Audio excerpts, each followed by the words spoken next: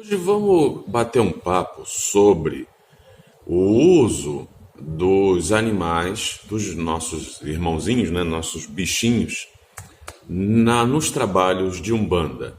Refletiu a luz divina em todo o seu esplendor, é do reino de Oxalá. Olá a todos, sejam bem-vindos ao nosso canal Vozes de Umbanda. O meu nome é André Luiz e eu sou o dirigente do Templo de Umbanda Esotérica Oxalá em Pirassununga, São Paulo. Pensa dos mais velhos, licença para entrar na sua casa. Hoje, numa intenção de resgate à oralidade, muita coisa vem se perdendo.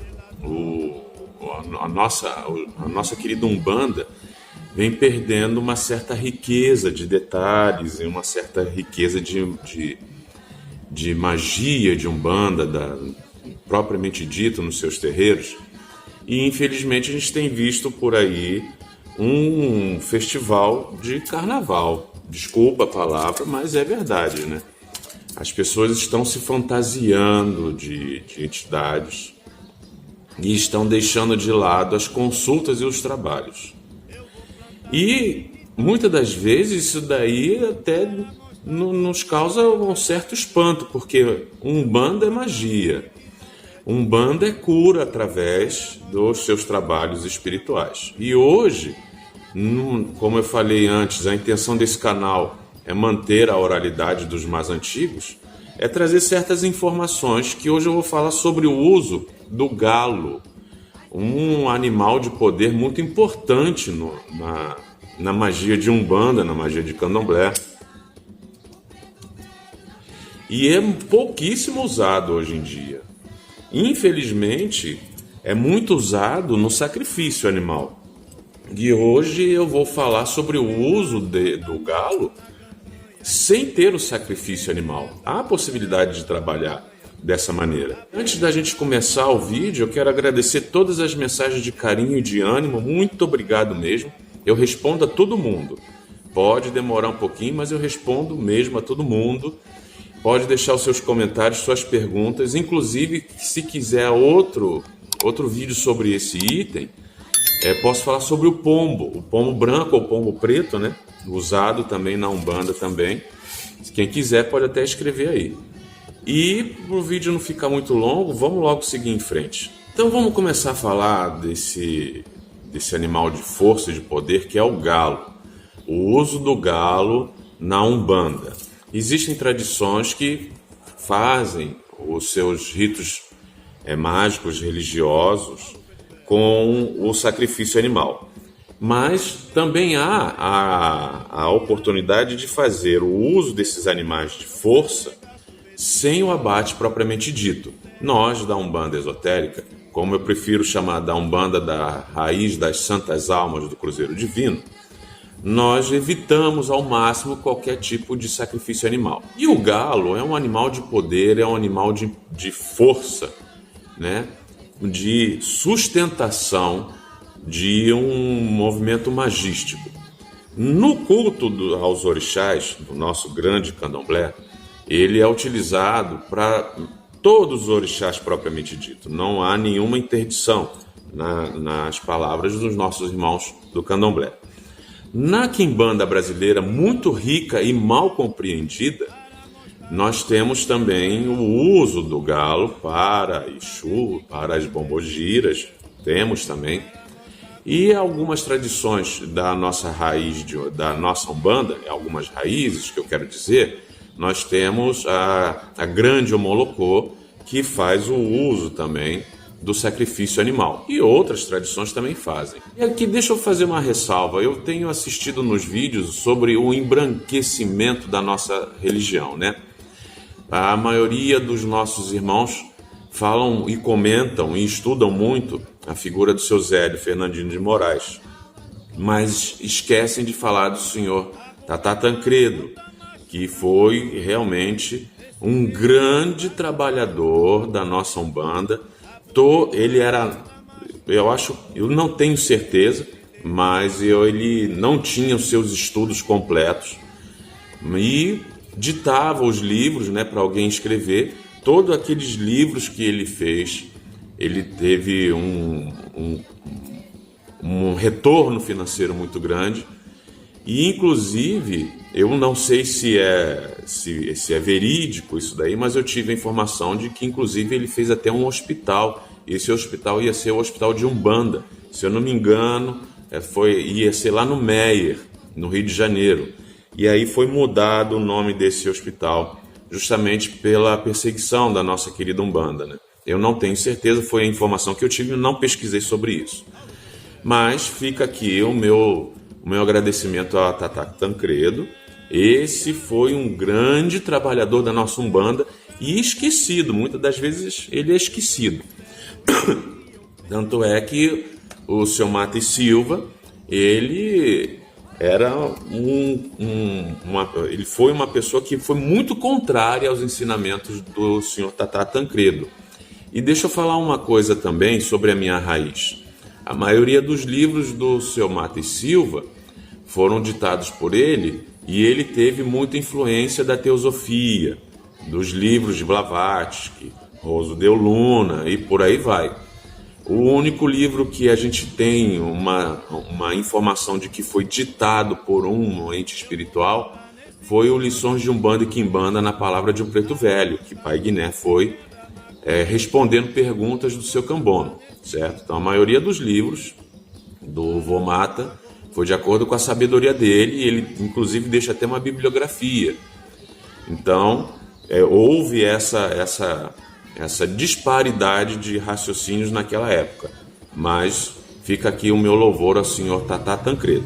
Vamos seguir em frente sobre a questão do galo na Umbanda. Se a gente fizer uma pesquisa na internet, a gente vai ver que o galo está em várias tradições, em várias culturas, em vários segmentos religiosos. Ele é o anunciador do dia, ele é aquele que mostra para todos nós a presença de espíritos negativos quando ele canta de madrugada. Então tem uma série de informações que, se a gente ficar aqui num vídeo de 15, 20 minutos, não vai dar tempo de explicar tudo. E a função desse canal não é essa. A função desse canal eu até gosto de brincar, macumbar o negócio, certo? Então a intenção do canal é manter a oralidade do uso do galo na Umbanda sem ser o sacrifício. Na Umbanda esotérica nós evitamos ao máximo qualquer tipo de sacrifício animal, só em casos de extrema necessidade. Mas existe sim. Inclusive o Vô Mata já falou isso aí em algum livro dele. Ele já falou sobre o sacrifício animal. Uma vez documentado por ele mesmo, ele teve que fazer esse tipo de procedimento religioso, certo? Inclusive não é só o galo, não. Existe também o uso do pombo branco ou pombo preto, que se os irmãos quiserem eu posso falar alguma coisa sobre o uso, né, desse animalzinho em próximos vídeos. Mas vamos lá. Os terreiros de Umbanda têm o seu galo? Tem sim. Mas só que é um galo diferente. Ele é recolhido para cuidar enquanto jovem. E aí, então, esse galo ele vai ser consagrado a um ente espiritual na nossa Umbanda, ou algum orixá. Ele é consagrado. E aquele galo ali, ele começa a trabalhar dentro de um terreiro, dando ao pai de santo ou à mãe de santo, pelo menos na minha tradição, ele dá certas informações. A partir do momento que ele é um jovem, ele é um frango, ele vem sendo preparado para determinada finalidade. Quando ele chega na sua fase adulta, conforme a quantidade dos cantos que ele dá, nós, da nossa raiz, nós já sabemos já o que ele quer dizer. Então, muitas das vezes a gente vê nos terreiros de Umbanda o galo. Não é só para o sacrifício, não. Ele serve como um guardião. O canto dele de madrugada anuncia a hora grande que já chega. O canto dele depois da hora grande, ele anuncia a presença de espíritos negativos. Antes do raiar do dia, o galo anuncia a vinda da luz. Então, em certas tradições, e na nossa Umbanda, a gente entende que o galo é um anunciador de certos problemas espirituais. E ele, de certa forma, também espanta os espíritos negativos. Por quê? Não é por causa do canto dele. Se ele anuncia o sol, se ele anuncia que a noite está acabando, aqueles espíritos se recolhem. Eu já falei isso em outros vídeos, que a magia de Umbanda, ela trabalha com correlações. A magia de Umbanda trabalha por analogias. Toda magia trabalha por analogia e pela imaginação, pela inteligência. Então, um procedimento simples que pode ser utilizado a todos os irmãos é justamente passar um galo na pessoa. O ritual de libertação. Tem gente que fala dessa maneira, né? A gente, pelo menos dos mais velhos, fala assim, ó, vamos soltar um galo. Então vamos fazer a soltura de um bicho. Então o galo, ele é um símbolo de força e de poder. Ele é valente. O galo, ele não vê tamanho de inimigo. Ele vai para frente. Se ele se sentir acuado, se alguém está invadindo o espaço dele, pode ter certeza que ele vai em cima de uma maneira violenta. Ele tem um senso de coragem, ele é o representante da força masculina, e a gente usa quando a pessoa está precisando passar por um processo religioso para fortalecer cada vez mais a coragem para ele enfrentar os problemas do dia a dia. Utiliza o galo para fazer com que aquela pessoa tenha um empoderamento, uma palavra tão em moda, né? Para que aquela pessoa tenha coragem, tenha perseverança de seguir em frente nos seus objetivos. As pessoas também às vezes falam que somente Exu e Bombogeira que fazem o trabalho espiritual, e é muito engano isso daí. Porque, para falar a verdade, os senhores da magia da mironga são os pretos velhos. A figura de um preto velho dentro do terreiro é um galo velho, é aquele que defende. Às vezes as pessoas têm aquela noção de um preto velho mansinho, devagarzinho, muito idoso, né? E, na verdade, não é. Inclusive, eu já fiz um vídeo sobre os pretos velhos, é só procurar na playlist que eu deixei uma coisa bem bacana lá para a gente se aprofundar na questão do preto velho. Então vamos criar uma situação hipotética de uma pessoa que passa por um processo de desânimo. Vamos fazer de conta que a pessoa está passando por um tormento muito grande, não tem forças para poder seguir em frente, se sente muito fraco. E aí então pai velho resolve então passar um procedimento religioso. Vamos soltar um galo para esse filho. Vamos soltar um galo. A cor do galo também vai influenciar muito no trabalho. A gente tem o galo branco, o galo vermelho, o galo preto, né? O galo carijó, mas eu vou deixar esse fundamento para dentro do terreiro e eu tenho certeza que o seu pai de santo e sua mãe de santo vão te explicar isso com muito mais assertividade do que eu, falando aqui pela internet. Mas vamos utilizar o galo vermelho. Então a pessoa chega a um pai velho e explica a situação e pai velho decide fazer então o procedimento de passar um galo nessa pessoa. Vamos soltar um galo para essa pessoa. Para quem? Essa pessoa precisa de força, precisa de coragem para vencer na vida. Vamos soltar um galo vermelho então para algum? Vamos soltar. Vamos até um sítio da natureza, uma campina aberta. Numa mata fechada não é muito indicado para esse tipo de trabalho não. Mesmo porque o bichinho vai ficar preso ali dentro. Então é melhor que solte ele numa encruzilhada de terra mesmo, num caminho de terra, ou até numa campina, certo? É importantíssimo que esse animalzinho esteja em plena saúde, muito bem cuidado. Isso é muito importante, certo? Porque a gente não quer que aquele bichinho morra. Nós estamos dando aquele bichinho para algum ente espiritual qualquer. O pai de santo ou a mãe de santo procede o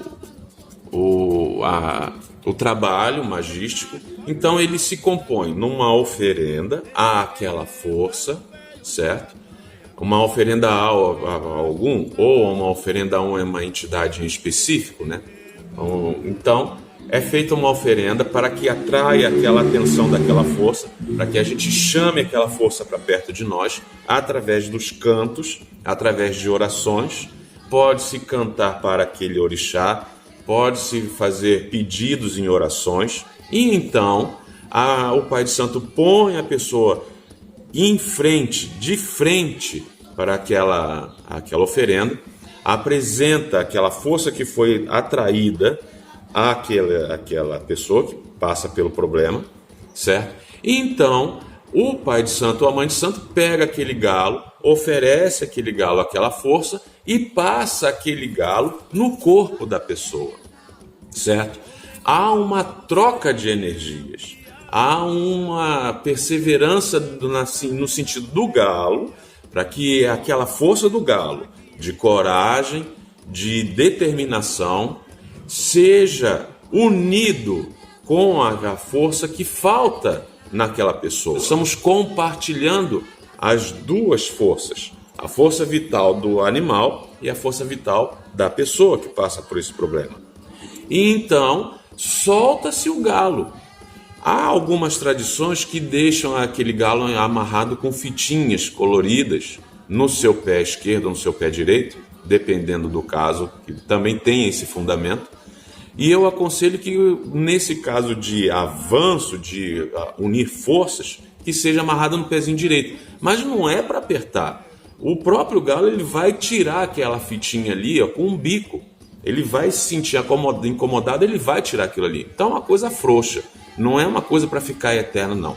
Mesmo porque eu já falei, o galo ele já não é mais nosso. O galo é daquele trabalho, daquela força.